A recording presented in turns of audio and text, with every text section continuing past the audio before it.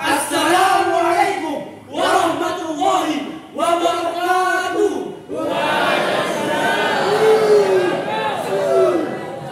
Innal hamdalillah nahmaduhu wa nasta'inuhu wa nastaghfiruh wa na'udzu billahi min shururi anfusina wa min sayyiati a'malina. May yahdihillahu fala mudilla lahu wa may yudlil fala hadiya lahu.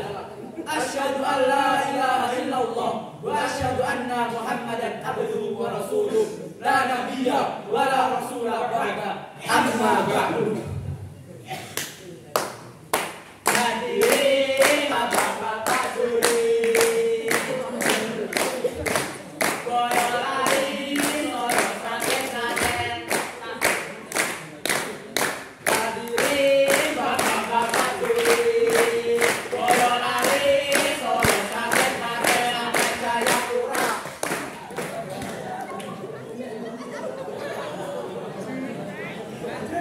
Rasisme dan diskriminisme merupakan hal yang sangatlah paradok dengan kemajemukan.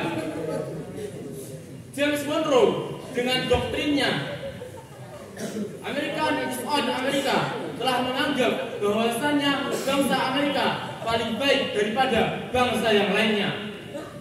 Benito Mussolini menyatakan fasisme Italia yang mengajarkan bahwa bangsanya lebih mulia daripada bangsa yang lain. Hirohito dengan fasisme Jepangnya yang mencetuskan bahwa bangsanya lebih pantas memimpin dunia. Alhasil, paham-paham tersebut sama sekali tidak menghargai adanya kemajemukan. Samuel Eto'o, pemain sepak bola asal Kamerun, pun ikut menjadi korban dari rasisme ini.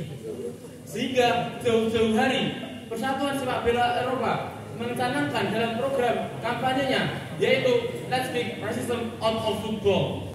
Penghargaan dalam agama Islam tidak berdasarkan atas ras, suku, adat istiadat. Namun penghargaan dari agama Islam sendiri berdasarkan atas amal ibadah dan prestasi seorang. Untuk mendalami tentang kemajuan bangsa ini, izinkan saya dan kedua tangan saya menyampaikan tentang menghadirkan Islam Di tengah masyarakat majmuk. dengan landasan Quran surat Al-Hujurat ayat 13. A'udzu billahi minasyaitonir rajim. Bismillahirrahmanirrahim.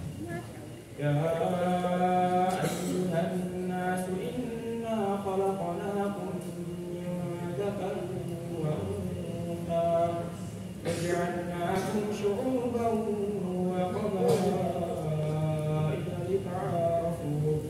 Inna akramakum 'indallahi atqakum. Innallaha 'alimun khabir. Yang artinya, maka sesungguhnya kami menciptakan kamu dari seorang laki-laki dan seorang perempuan dan menjadikan kamu berbangsa-bangsa dan bersuku-suku supaya kalian saling mengenal. Sesungguhnya orang yang paling mulia di sisi Allah di antara kamu adalah orang yang paling bertakwa di antara kamu. Sesungguhnya Allah Maha mengetahui lagi Maha mengenal. Menurut Imam Asy-Syakir dalam kitab Muhammad yang bersumber dari Abu Bakar bin Abu Daud, bahwasanya ayat ini berkenaan dengan keinginan Rasulullah SAW ketika ingin menikahkan Abi Hindin dengan seorang putri dari kalangan Baillah. Kemudian dengan sini kalangan Baillah tersebut berkata kepada Rasulullah SAW, "Ya Rasul, apakah pantas bagi kami untuk menikahkan putri-putri kami kepada para budak-budak kami?" Allah Muhammad. Pada saat itu Rasulullah SAW belum sempat menjawabnya. Kemudian Jibril datang menyampaikan wahyu Al-Hujurat ayat 13 ini yang diawali dengan Ya Ayyuhan Nas, yang dimana menurut Imam Ali As-Sobuni dalam kitab Sofat At-Tafsir bahwasanya Ya Ayyuhan Nas objeknya adalah seluruh manusia.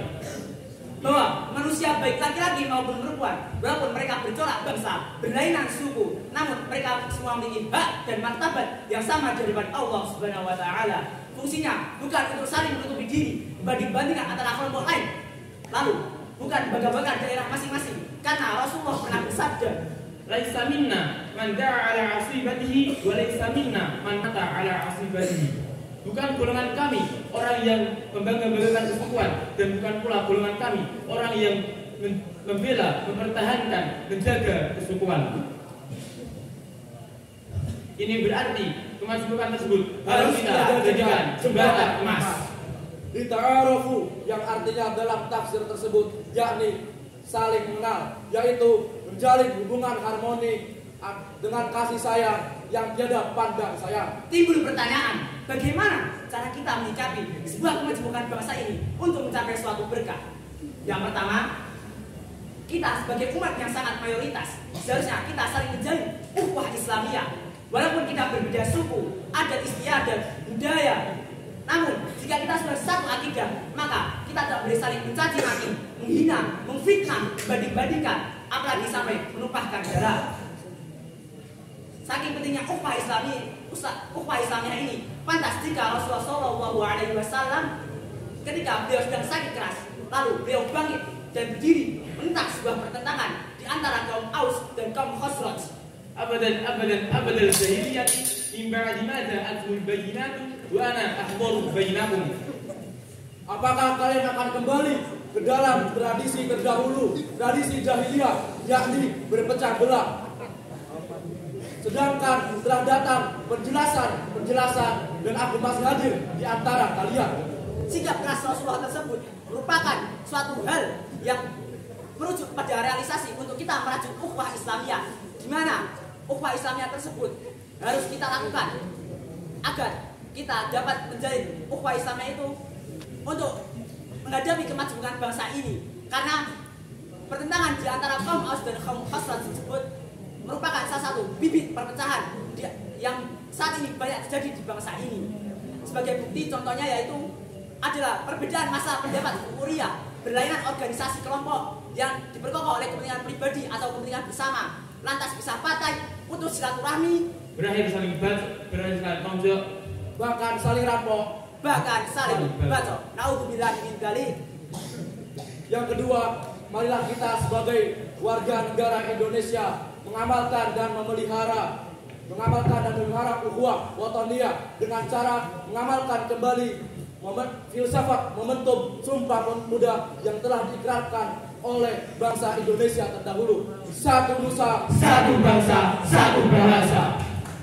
Dan kemudian apabila langkah-langkah tersebut telah kita laksanakan dengan baik, maka mudah-mudahan atas izin Allah negeri kita akan menjadi negeri yang menghargai akan adanya perbedaan, serta negeri kita akan senantiasa mendapatkan keberkahan dari Allah dalam membangun negeri kita tercinta ini, sesuai dengan firman Allah yang terdapat dalam surat Al-A'raf ayat 96. A'udzu billahi minasyaitonir rajim. Bismillahirrahmanirrahim. Walau anna ahlal qura amanu wattaqaw lafatahna 'alaihim barakatin minas samaa'i wal ardh. Lafatahna 'alaihim barakatin minas samaa'i wal ardh walakin kadzabu fa akhadnahum bima kanu yaksibun. yang artinya jikalau sekiranya penduduk negeri-negeri beriman dan bertakwa, pastilah kami memberikan keberkahan dari langit dan bumi. Tetapi mereka mendustakan ayat-ayat kami, maka kami siksa mereka sebabkan perbuatannya. Sebagaimana Dr. Muhammad Sulaiman Al-Asqari menjelaskan, jikalau manusia beriman dan bertakwa, maka pastilah Allah akan melapangkan keberkahan dari langit dan melapangkan keberkahan dari bumi. Syaratnya iman dan takwa. Mungkin yang kita dapat ambil pelajaran dari uraian-uraian tersebut, jikalau segala upaya telah kita lakukan untuk menjadikan bangsa yang bersatu, insya Allah bangsa kita menjadi bangsa yang baldatun thayyibatun wa rabbul ghafur. Mungkin cukup demikian dari yang dapat kami sampaikan. Jika ada salah itu datangnya dari kami sendiri, dan jika benar itu datangnya dari Allah Subhanahu wa taala. Undur maqala Wala tandur man qala. Hadirin bapak-bapak juri sekian dan terima kasih. Sekali lagi hadirin bapak-bapak juri sekian dan terima kasih. Semuanya sekian bapak juri sekian dan terima kasih. Salam literasi, salam lestari, melaporkan dari Al-Hikmah Boyolali. Sudah cepat sebelah kiri. Menawi lepat kita nyuwun ngapura. Sudah cepat sebelah kanan. menawi ruwet kita nyuwun ngapunten. Billahi taufiq wal hidayah walillahu wal inayah. Wassalamualaikum warahmatullahi wabarakatuh.